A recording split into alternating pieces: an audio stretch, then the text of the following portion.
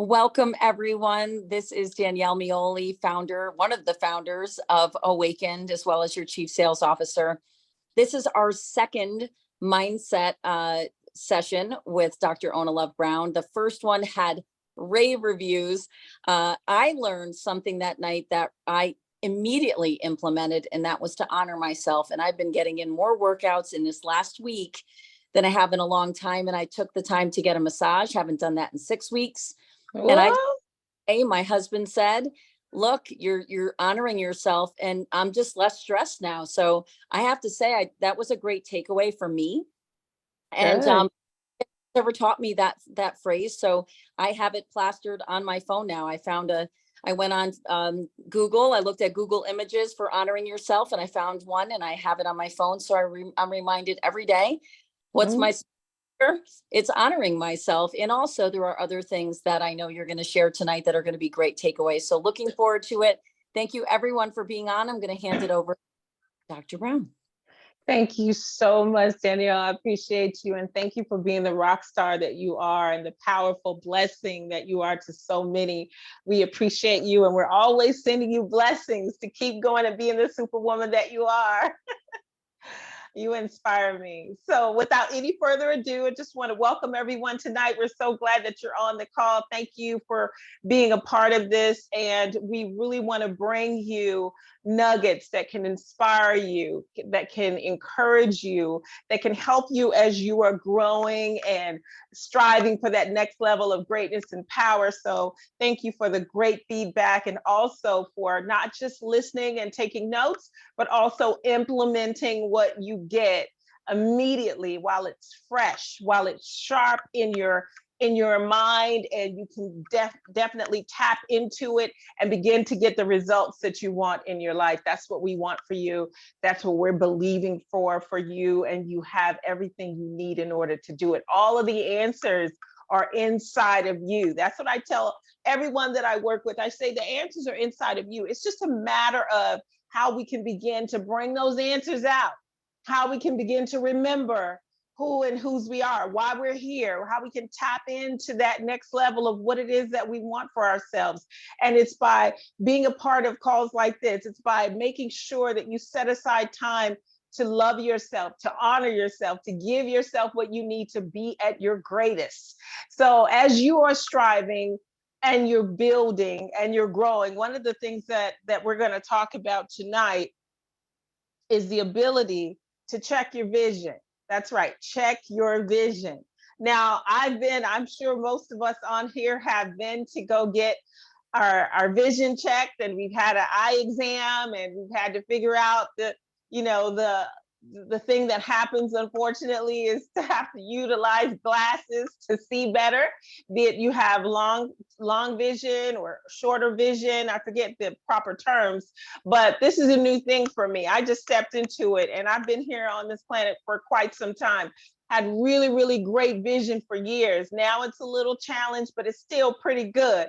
But here's what I want you to understand. When we think about the vision of your life, we think about the vision and what it is that you're here to do with your goal, your dreams, your career, your family, financial, the vision for yourself financially, the vision for yourself physically, the vision for yourself as far as your health, your mental health, your well-being. All of that has to be really assessed.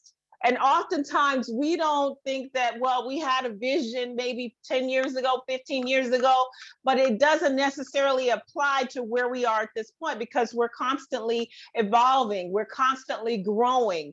And so we're shifting, and we're not who we were before. There's things that we understand differently now that we're in a different season and phase of our lives. And there's a saying that I love by Dr. Wayne Dyer. It says, the truths in the mornings of our lives become the lies in the evenings of our lives. That's right, I'll repeat it. The truths in the mornings of our lives become the lies in the evenings of our lives. So what does that mean to you? That means that there was a time in my life when I thought that I just wanted to be the next Oprah. I just wanted to see my name in lights so I could say, Mom, I made it. I wanted to be this person that traveled the world, and I traveled the world. I've done things around the world, and I did make a great impact. I'm still making a great impact, but now with more wisdom and more insight and more experiences, I realized I don't necessarily have to be the next Oprah. That's not necessarily a requirement or a part of my vision. You know what I want to be? The greatest Ona. The original version, best next version of who I am, but my authentic, my organic, special self. There's no one else on the planet like me but me. And I've realized that the only people really impressed with travel are people that haven't done it. After so many years of travel, and you have to wake up and look at the phone to remember where you are because you've got to unpack to repack. Some of you know what I'm talking about. It's nothing like waking up in your own bed. There's nothing like waking up and being able to look at your own library or listen to your own music or put on your own robe that's too thick and too beautiful and warm to put in your suitcase. There's nothing like being able to walk your own neighborhood or be able to raise your hand and say hey to your neighbor and say, hope you're having a great day. Good to see you. How are you? How's the kids? How's family? Those are things that you don't really appreciate until you go years or months without it. There's no place like home. There's no place like home. There's no place like home. Does anyone remember those words when we learned that as a young lady watching The Wizard of Oz or a young man watching it? And we knew that Dorothy was giving us insight. She was giving us insight into the beauty and the power of being grateful for where you are, being able to understand the value of what you currently have. There's some people that would give one of their limbs for what you have right now. And you're turning your nose up at it and you're looking at the gaps and you're seeing what's wrong instead of what's right, and finding yourself slipping into complaining and finding yourself slipping into frustration because everything isn't happening for you fast enough. So the first step is to get crystal clear about your vision and make sure that your vision is in alignment with who you are right now in this moment and what you've learned at this particular stage and season of your life. And if that vision needs to be refined, if it needs to be tweaked, if it needs to be shifted and changed a little bit, modified just a little bit, that's okay. It's about being true to who you are and making sure that you are in alignment with what you know and what you have grown through and what you have had to experience in this thing called life. So the first step is to get clear and get crystal clear. We don't want general visions. Oh, I just want to be successful. Well, what is successful? What is success to you right now? Success could be totally different to you now than how it was a couple of years ago.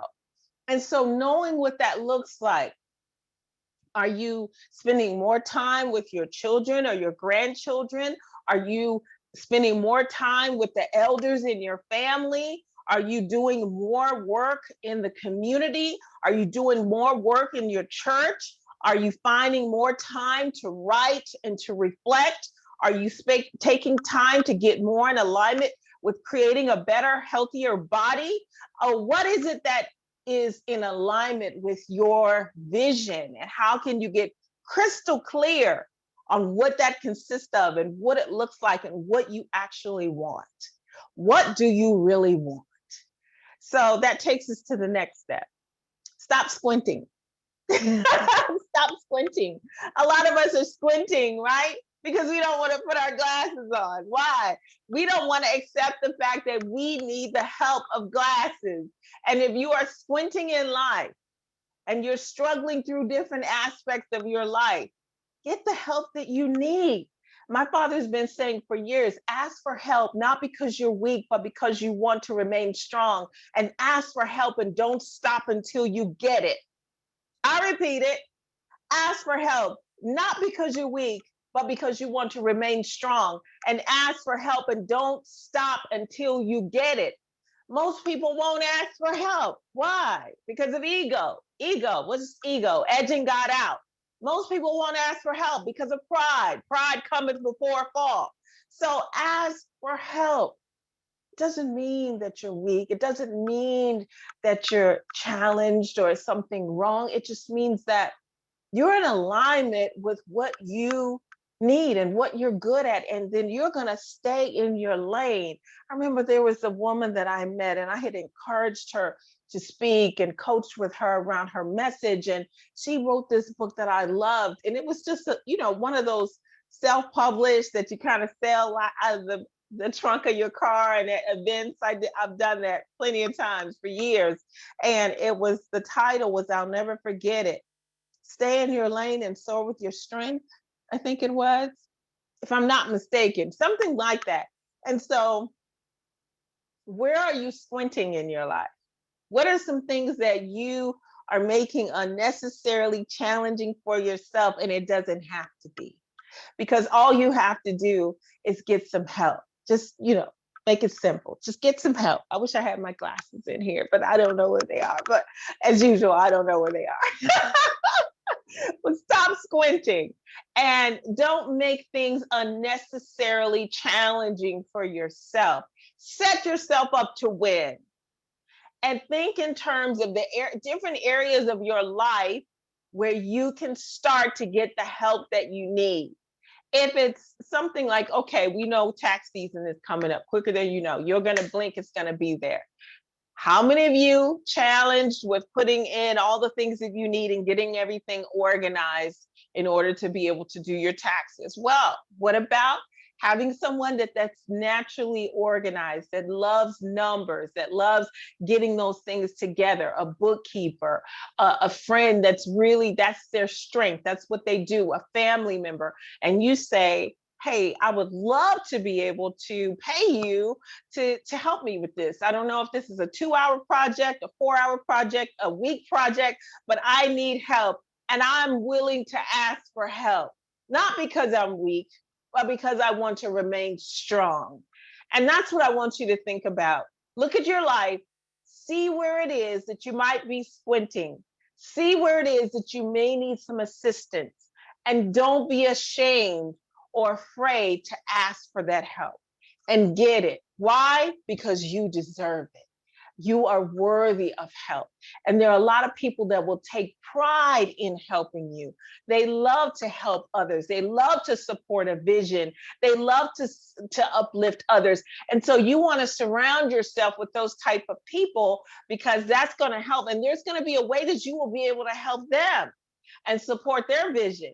And it may not be in the taxes, or it may not be in organization, or it may not be in, I saw something that said like estate planning. Whatever it is, you've got to know what your particular gifts and challenges are, and then be able to bring your gifts to the table, and then find those people that will help to offset where your areas of challenge might be. So the second step, stop squinting. You don't need to squint in life. There's no reason for you to struggle. There's plenty of ways to get the help that you need. Put the glasses on, get the help, see clearer. And as you are looking at things clearly, you'll be able to make better decisions. You'll be able to grow in ways that you have not even tapped into yet. You'll be able to bring forth more of who you are and what you have to bring to the planet. And you'll be able to help others and help yourself, because what you give is what you get. And that takes us to the other step.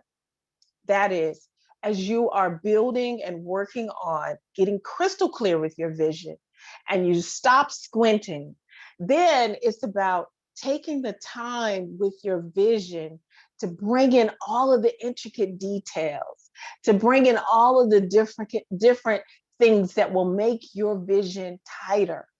And understand that being a visionary, which is what you are, because you would not be a part of Wakened if you weren't a visionary. Let's celebrate that right now. Let's acknowledge the fact that everyone right now on this call that's taken time out of their life and signed up to be a part of this powerful vision of Awakened, you're a visionary. And so visionaries are special, unique people. Special, unique people. When you have the ability to see something that others may not see, when you have the ability to tap into something and push up your sleeves and say, yes, I'm willing to do the work. Yes, I'm willing to help. Yes, I believe in this. Yes, we can build this. Yes, we can do this. Yes, this is already done. That's the visionary that you are. And so we celebrate you for being this visionary. I want you to own the fact. That's the final step. Own the visionary in you. Celebrate the visionary in you and understand that that's a beautiful gift to be able to see what others can't see. You know, I'll just tell you something personal about myself. I remember my mom, when I was a little girl, she gave me this name, Ona, right? I was in the hospital for 6 days with no name. And the nurses kept coming in with, this is when you got to actually stay in the hospital after giving birth to a child. And they didn't just throw you out in 48 hours or 24 hours, but they let you rest, right? And they let you kind of recoup back then. So I'm showing my age, but at any rate, she had nurses that were coming in and making suggestions about the name. And they would say, oh, what about this name? What about that name? What about this name? And she said, no, that's not it. No, I don't like that. No, I want something unique. I want something very different. And finally, there was a lady that came in, a nurse that came in and said, well, you know, Charlie Chapman's wife was named Una. You could go with Una or Ona. And she said, ooh, that's it. That's it. Ona. I like it. It's different. It's unique. I wanted her to have a special name, and that is the name. And so I remember as a child, I would get frustrated when I would go to the souvenir shop or go to the store, and there would be keys with everyone's name. You would see Marie, you would see Susan, there would be John, there would be Sarah, there would be my sister's name, Monica, all these names. And I would just always be in a very optimistic way, go and look to see if I could find Ona. And it was never there.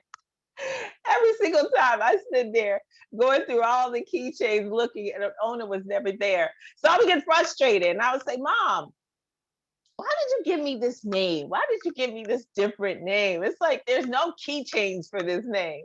And she said, it's okay. You'll grow into it. You'll love it when you get older. It's unique. And I wanted you to have something special. I'm like, okay, Mom. So as I get older, I'm traveling the world and I meet people from different backgrounds and different cultures and different ethnicities. And I remember meeting someone and they told me, oh, in Swahili, Ona means to see. That's right, to see. And I'm like, wow, I like that, to see.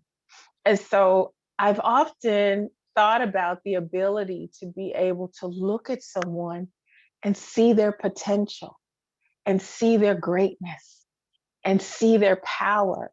There's some people that see something in you. Have you ever had someone see something in you that you couldn't even see in yourself?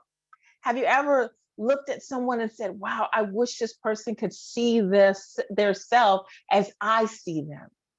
That's a powerful thing when you can see and you have the ability to have vision beyond the circumstances, beyond the challenges, beyond the situations that we're all facing in these challenging times.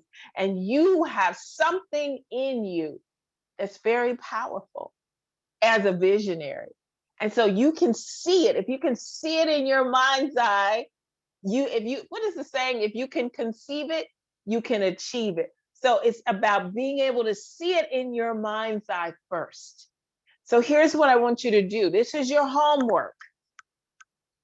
As a visionary and doing this work to really grow and develop your vision, you're going to get crystal clear. You're going to stop squinting and you're going to honor the visionary in you. One of the things that I want you to do over the next week is to spend the time that you need tapping into and seeing your vision with your mind's eye. Spend time in the morning when you first wake up. We know the first 15 minutes of the day sets the tone for the entire day. Spend time enjoying what you see when you close your eyes. Spend time seeing the vision of you living the life that you want to live, helping the people that you want to help, doing the things that you want to do, being in the body that you want to be in, making the difference that you want to make. See it in your mind's eye. Spend time in your vision, watching yourself in that space, in that place of greatness and power. Spend time in your vision, seeing the success, seeing the people, the lives that you have touched, seeing yourself walking into your next level of greatness, tapping into your peace and your power and your faith and all the things that you want to see for yourself. See it in your mind's eye. As a visionary, spend time in your vision. Give yourself 10, 15, 20 minutes in your vision, reflecting on the future for you, reflecting on what's coming for you, and being able to know that the more time you spend time with your vision, the more you're getting closer to your vision, the closer you are to manifesting all that you can in this thing called life. We were here to make a difference. We are here to shine our light. We are here to bring hope to others. We are here with a purpose, on purpose, for this particular season in time. And I know there's a lot of people that are frustrated and scared and nervous and stressed and overwhelmed, but that is not what we are here to do. We are visionaries. We are here to be the bearers of light. And so with that, we have to make sure that we tap into calls like this.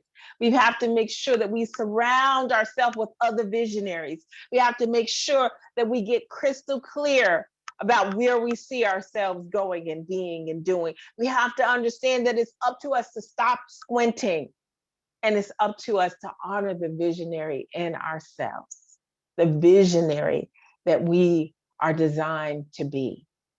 So keep your head up, keep shining, own the fact that you are a visionary, and understand that you are doing something great every single day, that you don't give up.